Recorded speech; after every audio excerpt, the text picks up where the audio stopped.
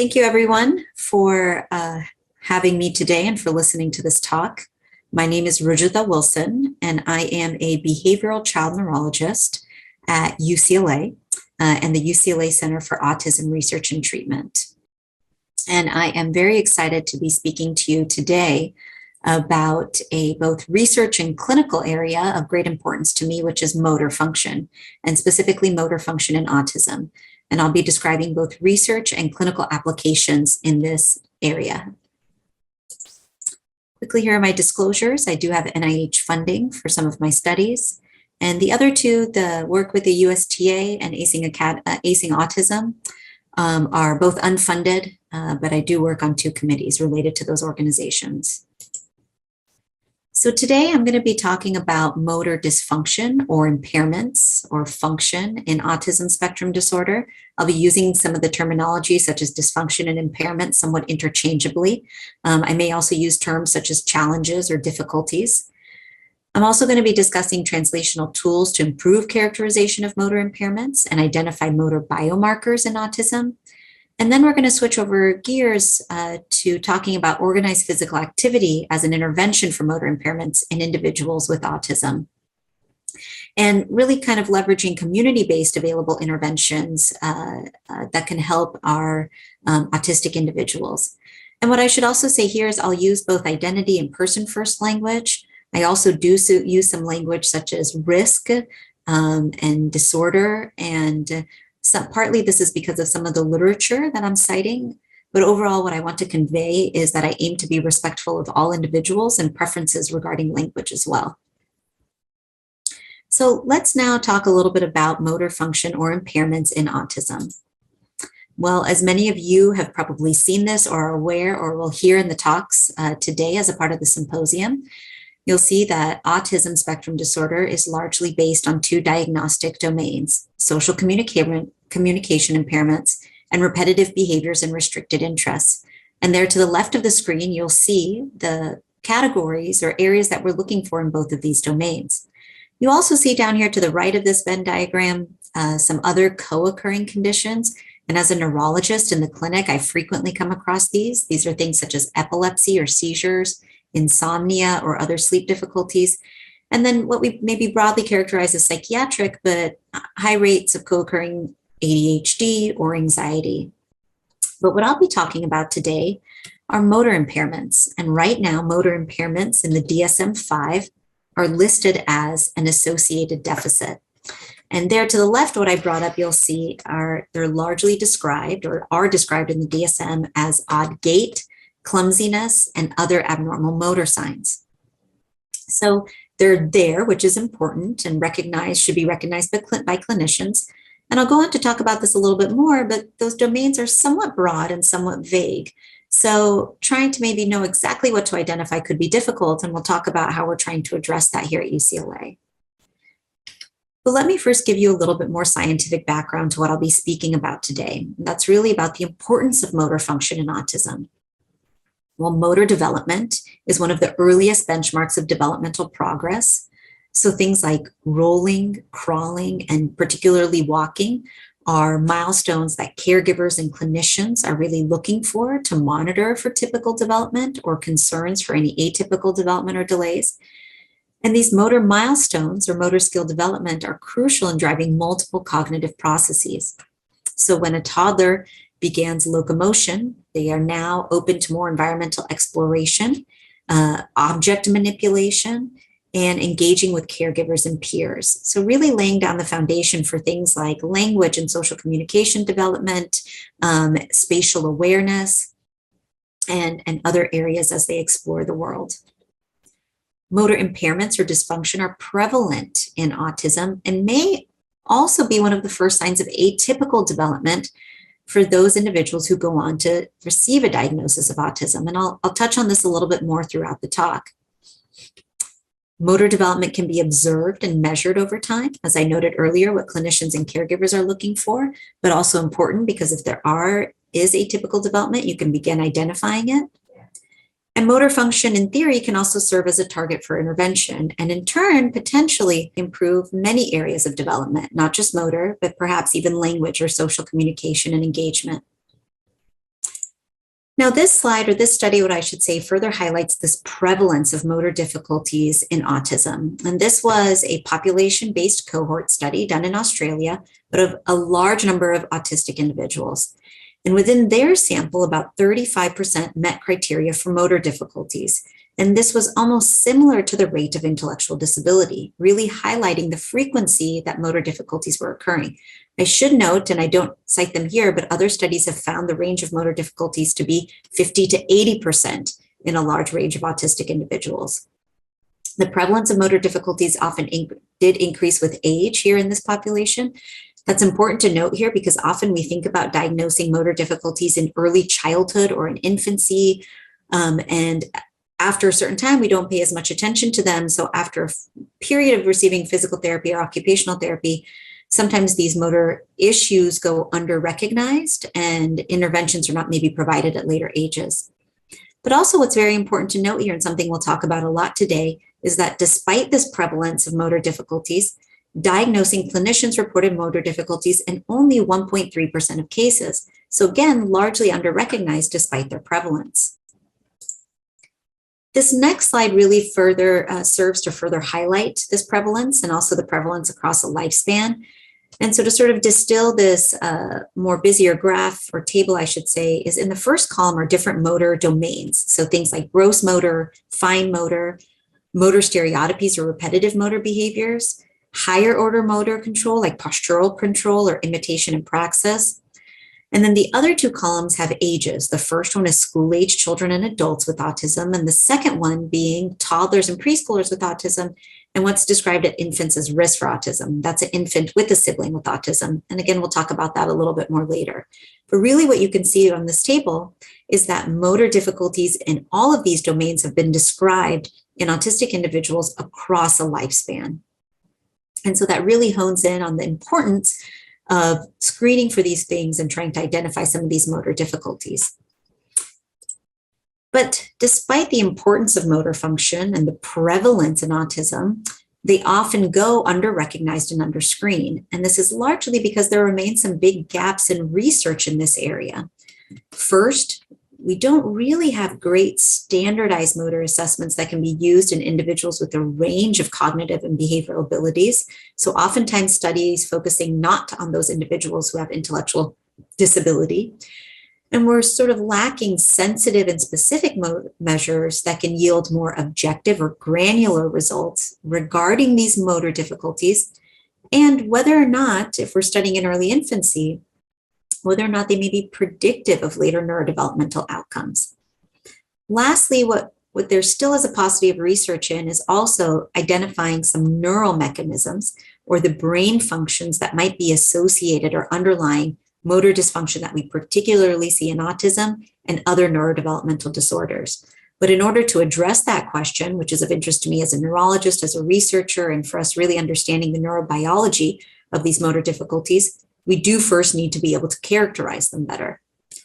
So now I'm going to move on to talk a little bit about the work we're doing here at UCLA to address these gaps and some of the other things that we're finding as well from the research side regarding motor function in autism. So what I'm going to talk about are one of these standardized motor measures that I described earlier may have some limitations, but our use of it in a study and what we learned from it. And the standardized motor measure I'm going to talk about is the Movement Assessment Battery for Children. We embedded it in this larger study you'll see here, this Brain and Behavior and Genetic Syndromes, a study that's wrapped up, but a study that was under our Intellectual and Developmental Disabilities Research Center. And this study included measures of electrophysiology, behavior, genetic information, but we really didn't have any measures specifically looking at motor function. And we knew, though, that given the prevalence, I knew that this was probably an important thing to measure. Particularly what's important to know, and what I'm going to show here, are we are studying individuals with autism without a genetic syndrome and individuals with autism with a known genetic syndrome to see if we can measure any differences potentially between those groups and gather more information. So this movement assessment battery I was interested in using because there's 3 domains that I felt were very important in capturing motor function. That's manual dexterity, aiming and catching, and gait and balance skills. In theory, this should take about 20 to 30 minutes to complete. So what I'm going to show you is one component of this, and this component is the gait and balance portion. And I'll show you two individuals, true children trying to complete this. And what I should note is both of them have diagnoses of autism, but also of something called duplication 15q syndrome.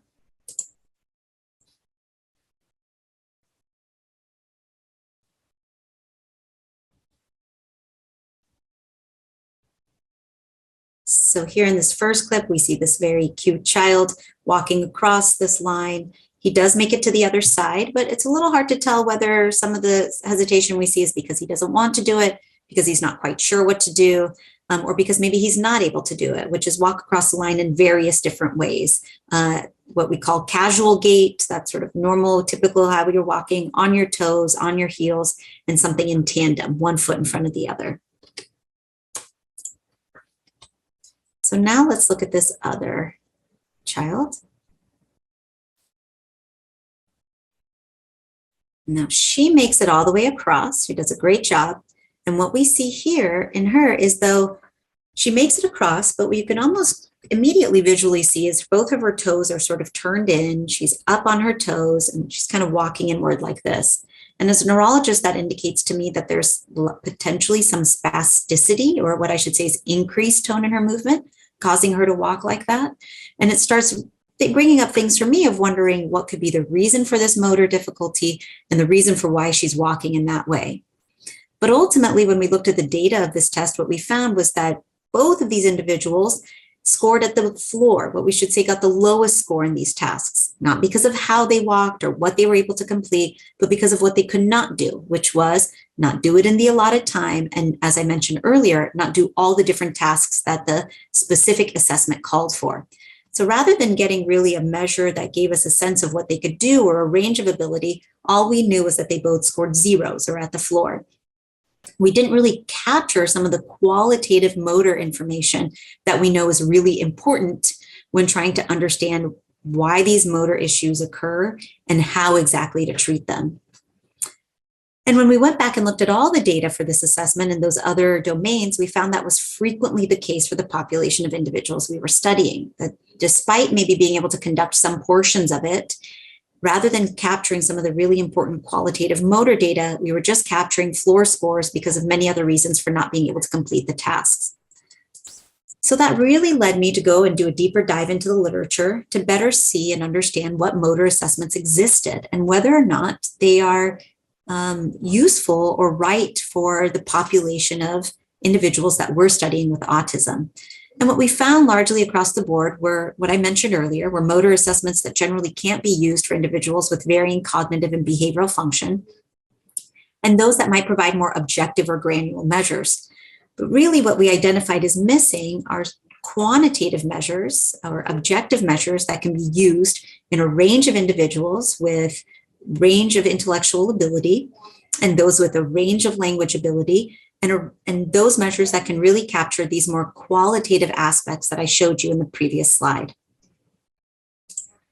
So that being said, we're now going to move on talking a little bit about addressing that, which is the development of translational tools to improve characterization of motor impairments and identify motor biomarkers.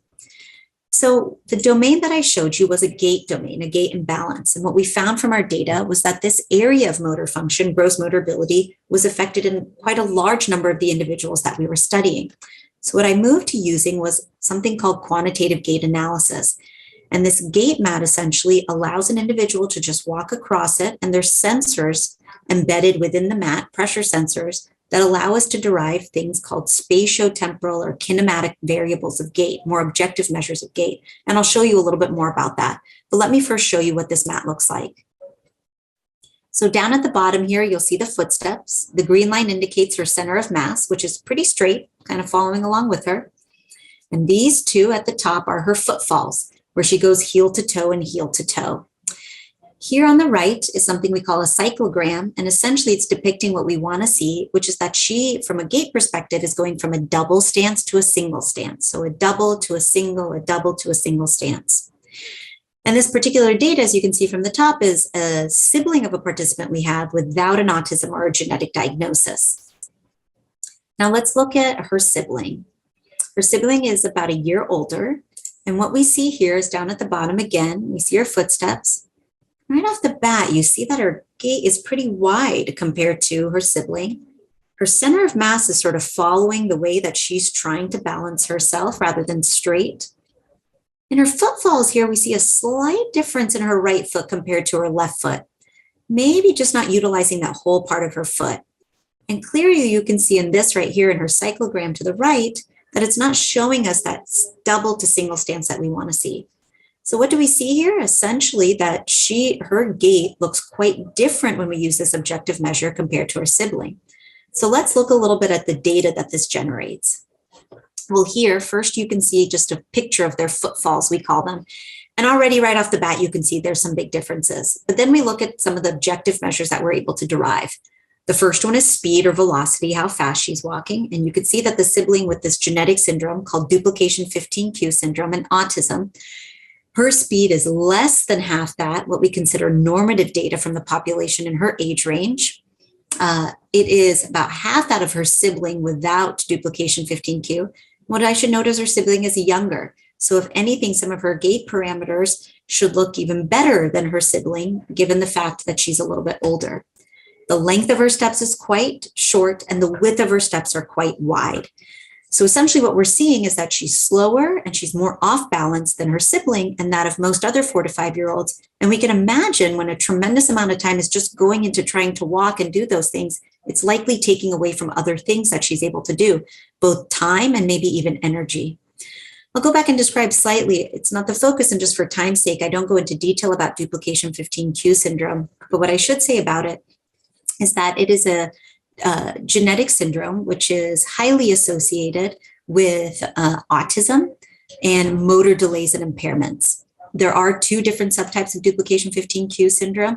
And what I'm describing is a study of both of those, of both what we call the interstitial and isodicentric.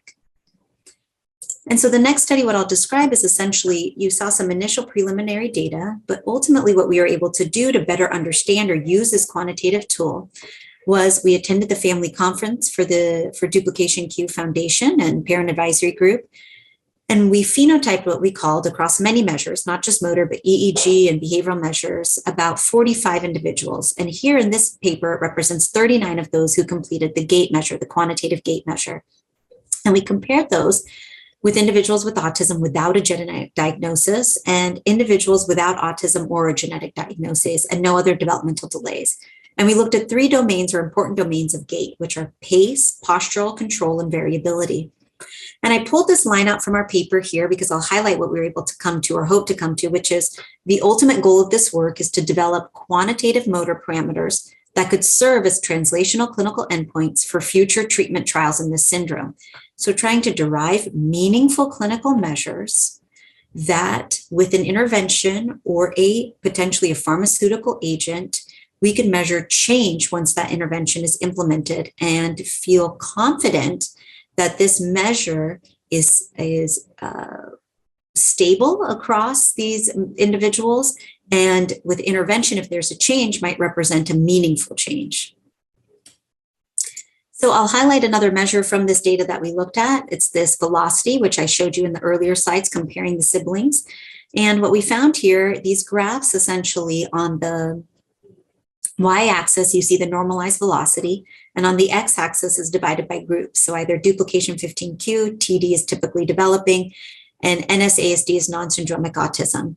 And what we found was there were significant differences in velocity between individuals with duplication 15q syndrome and those with typical development, with duplication 15q showing lower velocity. That continues when you see the comparison between duplication 15q and non-syndromic ASD, although that significance is somewhat ameliorated, but still duplication 15q being slower. And that lastly, when we compared even those without a genetic syndrome and autism and those with typical development, we continue to see significant differences with lower velocity in our individuals with autism. So really important information we're able to glean from both those with a genetic syndrome and autism or neurodevelopmental disorders and those without a genetic syndrome. And ultimately, to summarize that, what we were able to do and was a big goal of our study and future studies and clinical work is successfully evaluate, or I should say include, individuals with autism and neurodevelopmental disorders with a wide range of behavioral and intellectual abilities We found some defining features of duplication 15q, which were greater variability and slower pace. And we also found some other features such as poor postural control and variability in gait. And what I note here is us trying to start to answer that question of underlying neural mechanisms. And what we found was some of these differences were also common in some preclinical study or mouse studies in this syndrome. And that study of the preclinical study also looked at cerebellar function, a portion of the brain. So what we hypothesized is maybe there is a common deficit or difference in cerebellar function, both in our preclinical and our clinical population. And ultimately what we're moving to or hoping to move to now, and I pulled out that sort of clinical trials piece, was using motor as a translational clinical endpoint. So a randomized controlled trial, proof of mechanism trial in children with Dup15q, to demonstrate a signal favoring drug over placebo on areas such as motor function, cognition, and social communication. So an ability to use some of these objective measures as a translational way into treatment studies. So with that, I'm actually going to move on to another example now, and both the research and the clinical application and how they can go together. And the work that I'm highlighting today was led by Emma Burdekin here in the right. She's a medical student who worked in my lab, recently matched at UCLA Pediatrics. So we're very excited about that. She'll continue her work here. But what we did was we utilized quantitative gait assessment, standardized motor assessments, and other behavioral measures to study a syndrome called spinocerebellar ataxia 21. And what we highlighted here were that we found both neurodevelopmental diagnoses in these patients as well as motor differences. And we found that there was a sort of coexistence of ataxia, motor abnormality, other motor impairments, and the neurodevelopmental disorder in this specific syndrome that affects our spinocerebellar pathways. So for us, sort of more data highlight that these cerebellar pathways are related to probably more than just motor, but potentially even social communication. And abnormalities in cerebellar pathways can lead to some delays both in motor and neurodevelopment. We also found that greater ataxia or greater motor impairments was connected with greater severity of a neurodevelopmental diagnosis. So that goes back to what I was speaking to earlier about the relationship between motor function and overall development. And soon after we published the study, I received an email from a physician who said, I'm a medical genetics fellow. I'm writing because I read this paper that I present here. And recently I saw a child with this diagnosis of autism and some odd movements. We later chose to pursue testing, and she has a mutation in this area. And we're trying to figure out whether or not this does fit along with spinocerebellar ataxia 21. So this just really highlights the importance of us really thinking about meaningfully measuring or phenotyping or evaluating individuals with neurodevelopmental disorders and providing some of that objective data so that we can even improve clinical screening and diagnosis. And essentially, when you're able to make those diagnoses, you're able to better support that individual and the family in areas of behavioral supports, interventions, and even medical surveillance. So now what I'm going to move on to and just kind of quickly talk about or highlight, which is identifying motor biomarkers. So using these translational tools to identify motor biomarkers. And the population I'm going to talk about now is one I mentioned earlier, which are these infants at elevated likelihood for autism. So this is defined by having an older sibling with autism, which we know raises the risk for that infant or that sibling to have autism by about 15 to 20%. And in the studies that we know, it's not only a higher risk for autism, but also a higher risk for about 35% risk for developing cognitive language or social communication impairments. And here I note there's sort of differing language and understandably being respectful of language that is best for the population and families. But this cohort of infants has been historically referred to as a high-risk infant, but also at elevated likelihood for autism. Motor abnormalities, though, have been identified in this infant population as early as 5 months of age. These are things like head lag, hypoactivity, asymmetric posture, and delayed motor milestones. And when you see that 5 months of age, that's well before an autism diagnosis. So it's an opportunity to potentially maybe use some of these motor delays and understand whether some of those infants have a higher risk of developing autism due to those motor delays or outcomes in other neurodevelopmental areas. But similar to the other studies that I mentioned, most of the studies that we've seen have been with fairly small sample size for many different reasons, given the rates of autism in this population. And we've had somewhat inconsistent and varying results. And part of that is also because of the measures that we have. And we don't have many good objective measures of motor function, particularly in early infancy. Many of the measures largely focus on sort of binary data, yes, no, can an infant complete it, and largely on motor milestones. So to address this gap, we currently have a study here, or I should say I currently have a study here utilizing a wearable sensor, a quantitative wearable sensor, which you see here in the left-hand side, to longitudinally evaluate these infants at elevated likelihood for autism across the first year of life, where we do multiple assessments of both standardized and quantitative motor measurement. And we do full day at home motor measurement in the natural environment, which really allows us, what I feel like, to gather fairly sort of representative data of these infants' movement rather than just maybe snapshots that we get within the lab. And ultimately, we are looking at the association of these motor areas to outcomes, but also just trajectories of this motor ability also across the first year of life. And from that quantitative data, we essentially, our goal is to develop these quantitative motor metrics that measure very early infant movements and have a hypothesized mechanistic relationship to later autism or other neurodevelopmental outcomes. And then we evaluate the association of these motor metric to neurodevelopmental outcomes.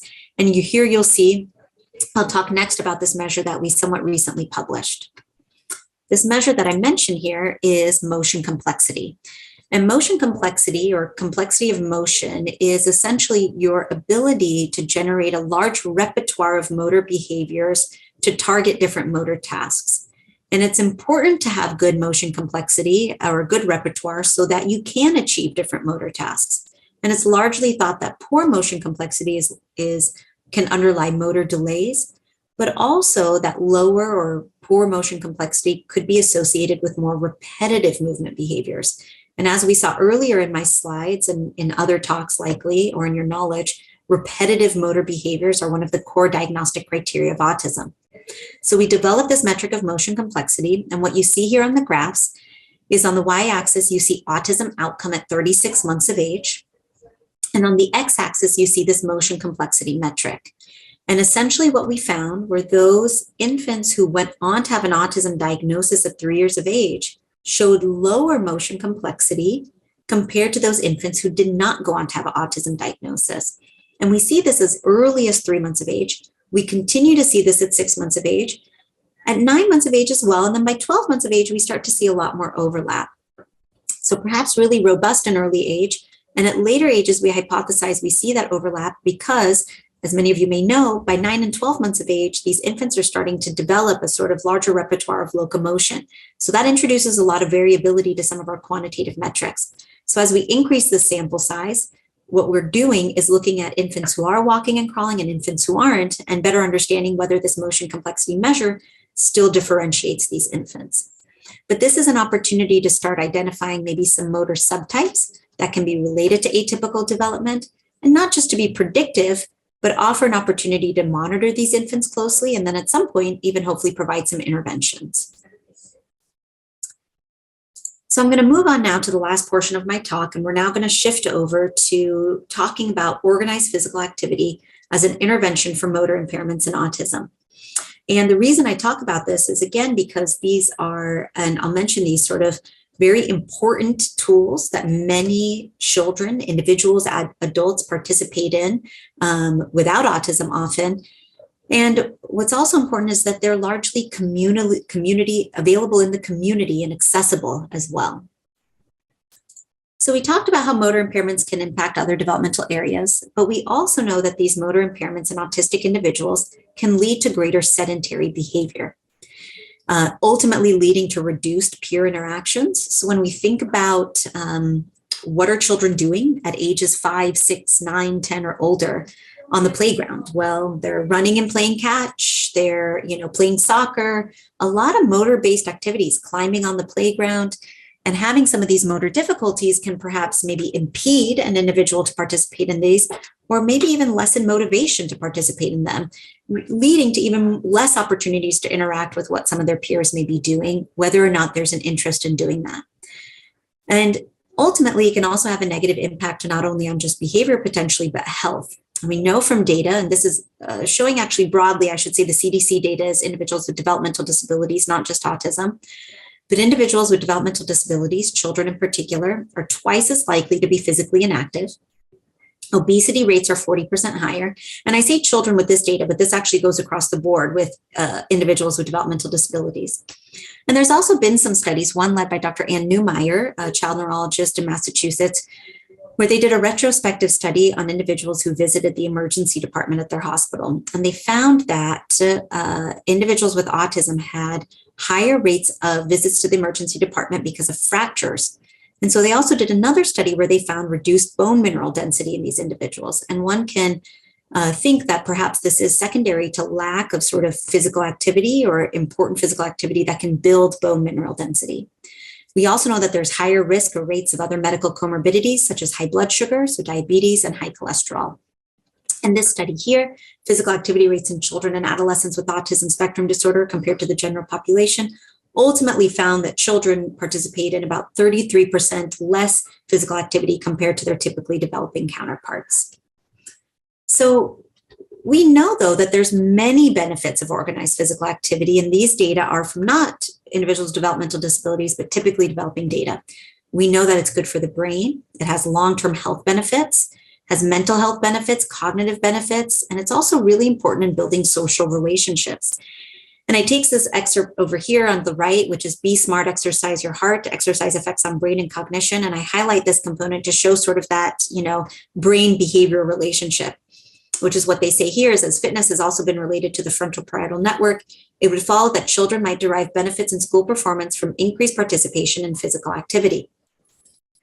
So knowing that perhaps with this increase in activity, we can also see maybe improvements in other higher level cognitive areas. But we also know from less evidence or fewer studies, but in some, that there are benefits of organized physical activity for children with autism. And these are areas, and again, highlighting from before, in both motor and non-motor areas. But despite this, we often, as clinicians or other, don't frequently refer autistic individuals to these programs. And I think it's for several reasons. I think one, it's because of the under-recognition of how motor difficulties can affect physical activity or just lack of physical activity due to other barriers. And oftentimes we're focused maybe on more individualized therapy, which is tremendously important. Just feel that it's also important to recognize some of these other available programs that are important for health and wellness. So what we also realized in that is that there aren't many rigorous studies, despite showing these benefit, looking at organized physical activity for autistic individuals. So in order to build that evidence, which will ultimately, build sort of data for practitioners, clinicians, and providers to feel that these programs can be beneficial, and potentially even build the support to grow more of these programs and increase accessibility, we chose to start measuring some physical activity programs ourselves.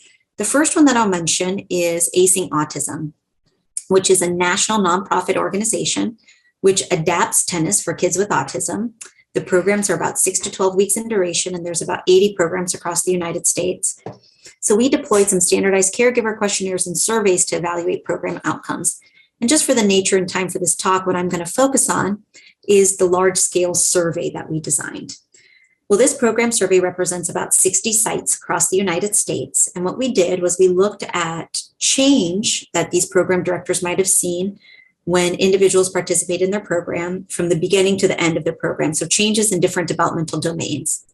And we looked at different domains, including on-task engagement, which is largely asked questions around attention, repetitive behaviors, mood, social skills, general behaviors, motor skills, and tennis skills. So these are the broad domains. And then there were other data, which I won't show today, where we asked more specific questions within these domains. So different areas, fine motor, gross motor, and motor skills, different behaviors, different tennis skills. But what I highlight here are those broader domains. And what we were happy to see is we saw improvement in across the board. I should note, we also saw no change, which is understandable. It could be the case with the amount of time individuals are in this program. It could also be because we were studying a very heterogeneous population, and our goal was to just gather some initial data that could help guide us in more validated measures we may want to use. But we also saw some decline in some of these areas. And that's also important to note because it could be perhaps that some individuals didn't enjoy participating in the program.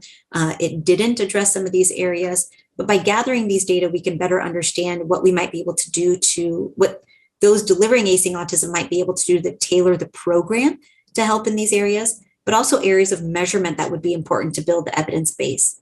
But what I will point out is we were happy to see that there was improvement in tennis skills, as were the program directors, but also we saw improvements in broader motor skills, in social skills, and also in on-task engagement or attention. So again, sort of highlighting the possibility that these organized physical activities can have improvement beyond just motor and physical motor movements. But to continue on with that, we wanted to also address a couple other areas: accessibility and availability of these programs, and further measuring the benefits. So I was very lucky a few years ago to meet Dr. Emily Coker, now doctor, here in the corner. She was a UCLA medical student, and she reached out to me because of her interest in my area of research in child neurology to rotate in my clinic. And what we found out through those conversations, that Emily is the founder, I should say, of something called the Expressive Movement Initiative. It is a dance program, essentially, or expressive movement program for children with developmental disabilities. And the mission of this is to provide an expressive outlet for children with developmental disabilities. Because it is a university-based program, first started at Oklahoma, and then here we start at UCLA, it's to foster mentorship and a sense of community among students and volunteers. And lastly, eliminate the stigma and reduce the challenges associated with disability on the UCLA campus and beyond. So in 2019, together, we helped establish the Expressive Movement Initiative at UCLA. It is now a successful student-run organization since that time. And here at the top right, or at the top left, I should see, is when we were in person with the program with the student volunteers at UCLA. Here at the top right is when they quickly pivoted over to a Zoom platform and the Daily Bruin doing a sort of feature on them. But essentially, it's volunteer-led. The children are paired one-to-one with the volunteer. And we also provide training to these volunteers around neurodevelopmental disorders, autism, disparities in care, neurodiversity, and the benefits of organized physical activity. And so that these volunteers can really be prepared to serve the individuals that they're partnered with. We've served now over 150 children in person and over 80 children virtually. And more recently, I should say in the last couple of years, we were very lucky to obtain some funding to now more rigorously study this program. This funding is done by the Autism Intervention Research Network on Physical Health. The principal investigator on this funding is Dr. Alice Kuo, and I'm the director of the neurology node. And the neurology node, one of the focus, given that motor dysfunction is a co-occurring neurologic issue, is to measure this program. And so we launched the first round of this last academic year, I should say. The study design is a waitlist control. So we have those who are enrolled who receive the intervention first, and then those who receive it later. The age range was large, 4 to 17 years of age, of individuals with developmental disabilities, with the majority of those individuals having an autism diagnosis. And here you can see other characteristics of the program: 1 hour virtual class a week for 10 weeks. And then we measured multiple of these areas. We'll be launching the next round of this program in the fall to be studying, so stay tuned as well as we put out some recruitment materials. So with that, I'll begin to wrap up, and what I'll hone in on first are some resources that you can go to for adaptive programs and some indoor activities. I have indoor activities there because we are, of course, as we continue to deal with the COVID-19 pandemic, recognizing individuals who do want to be more safe or those who are not vaccinated before going out in the community. So first is the dance program we have at UCLA. I should note you don't have to participate just through research. There's opportunities just to participate quarterly through the program that exists. There's Acing Autism.